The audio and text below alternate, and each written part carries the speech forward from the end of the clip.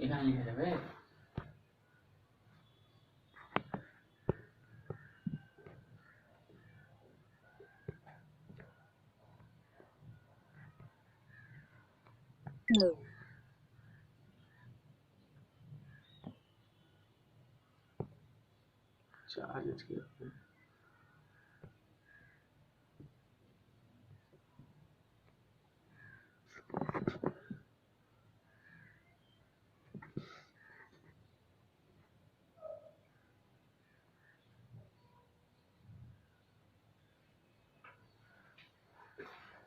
আসসালামু আলাইকুম শিক্ষার্থীবৃন্দ, আরো একবার স্বাগতম সবাইকে ম্যাথমেটিক্স 2 বইয়ের ক্যালকুলাস অধ্যায়ের কিছু গুরুত্বপূর্ণ অঙ্ক করার জন্য।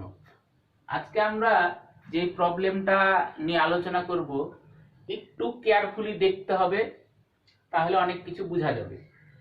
প্রথমেই এই অধ্যায়ের যেই সূত্রসমূহ, আমি বারবার সূত্রের কথা বলি, সূত্রসমূহ মুখস্থ করা খুবই জরুরি। আমি কয়েকটা সূত্র লিখেছি এখানে। এটা অনেক পরিচিত সূত্র, d/dx e⁴x মানে e⁴x, d/dx sin x মানে cos x। সাথে আরেকটা নতুন সূত্র লিখেছি, d/dx uv, uv মানে u আর v গুণ আকারে আছে। এই সূত্রটা হচ্ছে এরকম, u into d/dx v plus v into d/dx u। কেউ মনে করতে পারে d/dx এর সাথে এই ভিটা গুণ আছে, আসলে ব্যাপারটা তা না। ব্যাপারটা হচ্ছে v কে x এর সাপেক্ষে অন্তরীকরণ, v কে x এর সাপেক্ষে অন্তরীকরণ। আবার একই কথা v ইনটু u কে x এর সাপেক্ষে অন্তরীকরণ। তাহলে আমি মুখস্থ করি যদি এইভাবে, u ঠিক থাকবে, v এর ডিফারেন্সিয়েশন হবে, v ঠিক থাকবে, u এর ডিফারেন্সিয়েশন হবে। এভাবে মনে রাখলে আশা করি সহজে মনে রাখা যাবে। এই সূত্রটা মুখস্থ করব আমরা। এখন এই সূত্র ফলো করে এরকম একটা প্রবলেম আমরা এখানে লিখেছি, d/dx e⁴x into sin x, ব্র্যাকেটের মধ্যে দুটি ফাংশন ইনটু আকারে আছে। দুটি ফাংশন কমপ্লিট ফাংশন, মানে e⁴x নিজেই একটা অঙ্ক হতেই পারত, sin x নিজেই একটা অঙ্ক হতেই পারত। তো দুটো অঙ্ককে ইনটু আকারে লেখা আছে, মানে এটা একটা কমপ্লিট অঙ্ক, এটা একটা কমপ্লিট অঙ্ক, দুটাকে একসাথে ইনটু আকারে দিয়েছে, দিয়ে একটা অঙ্ক বানিয়েছে। তো এই রকমের ক্ষেত্রে আমরা এই সূত্রটা প্রয়োগ করব, uv এর সূত্র প্রয়োগ করব। তাহলে আমরা প্রথম টুকুকে u বিবেচনা করব, পরেরটাকে v।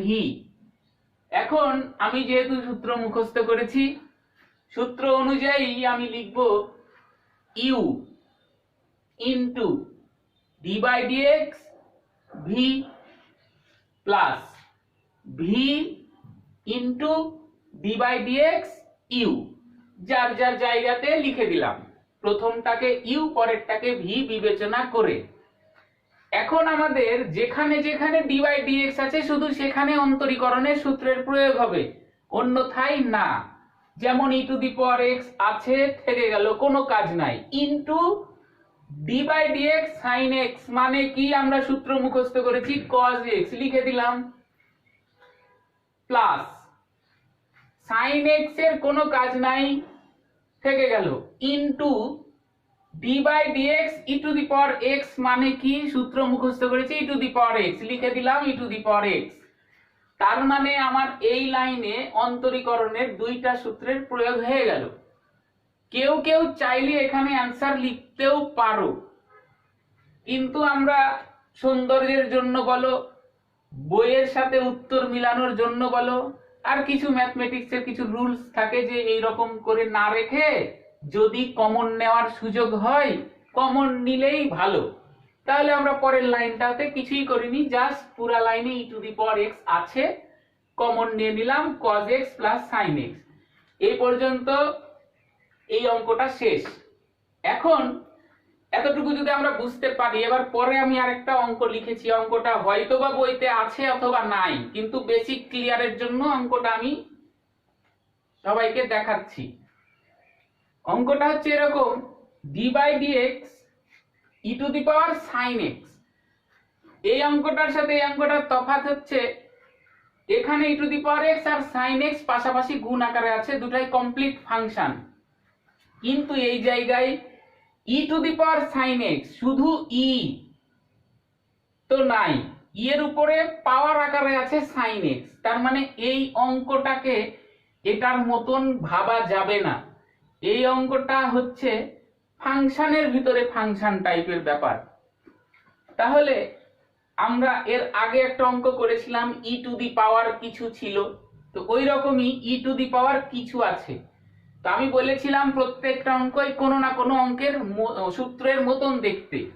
যেমন এই সূত্রটার মতন, কার মতন? e⁻x এর মতন। e⁻x এর মতন কিন্তু e⁻x না। তাহলে e⁻x এর মতন হলে সূত্র যা হয় তাই হয়ে গেল, d/dx e⁻x মানে e⁻x, কিন্তু যেটা x না সেটাকে আরেকবার অন্তরীকরণ করতে হবে ইনটু আকারে দিয়ে। ইনটু অন্তরীকরণ করছি কি, d/dx sin x, যেহেতু এটাকে x বিবেচনা করেছি। এর পরের লাইনে এটার কোনো কাজ নাই, এবার d/dx sin x এর অন্তরীকরণ যা হয়, d/dx sin x মানে cos x। এর পরের লাইনে এই cos x টাকে আমি প্রথমে লিখেছি, আর e⁻sin x তো ছিলই, এখানেই অ্যানসার।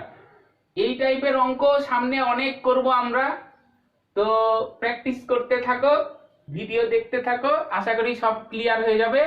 আজকের মতন এ পর্যন্তই, সবাইকে ধন্যবাদ।